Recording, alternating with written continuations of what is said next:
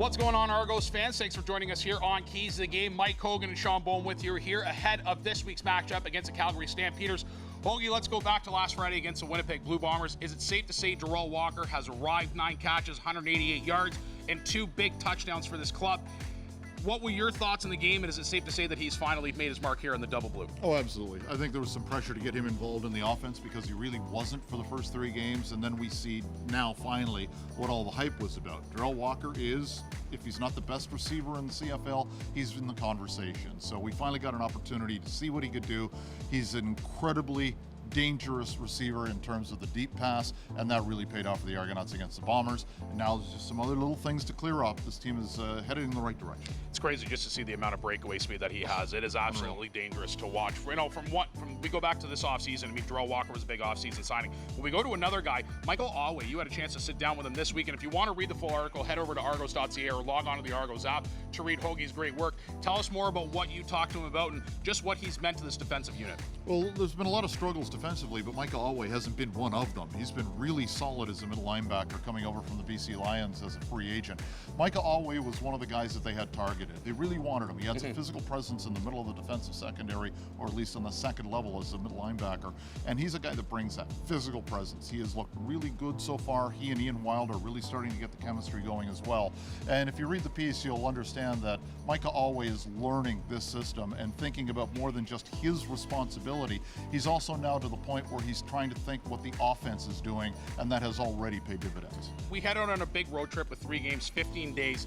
I want to get your thoughts on getting on the road kind of early in the season, being able to bond. I mean, I was watching the Instagram yesterday. They handed the reins over to James Wilder Jr. This club still seems like they're upbeat. I mean, no one's laying their head in the sand. I mean, they're ready to go. They're practicing. They're taking it hard.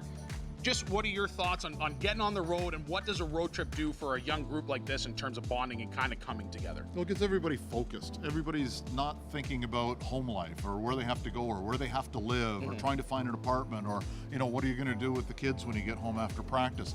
They are focused on football, period. And it's also an opportunity to get to know each other away from the stadium and away from the grind of practice and workouts every day. So it can be a very valuable tool, and I'm sure that the Argonauts at this stage of the season, when it hasn't started the way they wanted it to, it's a pretty good thing. It's a pretty good time for it. Now we turn our attention to a young Nick Arbuckle. Inexperienced quarterback. Argos' defensive line has played better the last 2 games. They've been adding pressure to each and every game.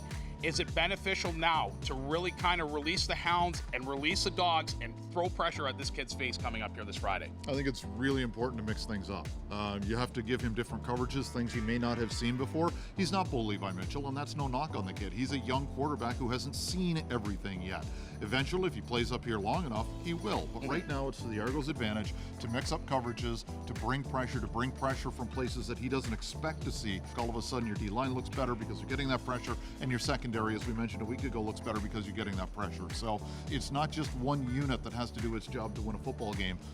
All 3 levels, line, linebackers, secondary, all have to be on the same page in producing, or then you can get the breakdowns, and that's what we've seen too much of from a team that's still learning the Chamberlain system. One last thought. What's Mike Hogan's key to a victory this week? Don't turn the football over. Do not turn the football over. You can't. You It can't is. do It's it. simple, yeah. It's very simple. Fewer penalties. Don't turn the football over. You're going to probably win the football game. Keep Darrell Walker involved and tighten it up a little bit defensively. And on special teams, you've got a shot of winning a team that's vulnerable right now without their starting quarterback. Well, you heard it here first. Play a full 60 minutes of football and don't turn the ball over. If you want to read Hoagie's article on Michael Alway, log on to argos.ca or download the Argos app. This week, it's going to be a battle of the will. So we go up against the defending Grey Cup champions, the Calgary Stampeders. On behalf of Mike Hogan, I'm Sean Bowen. Thanks very much for joining us, and we will see you guys next week.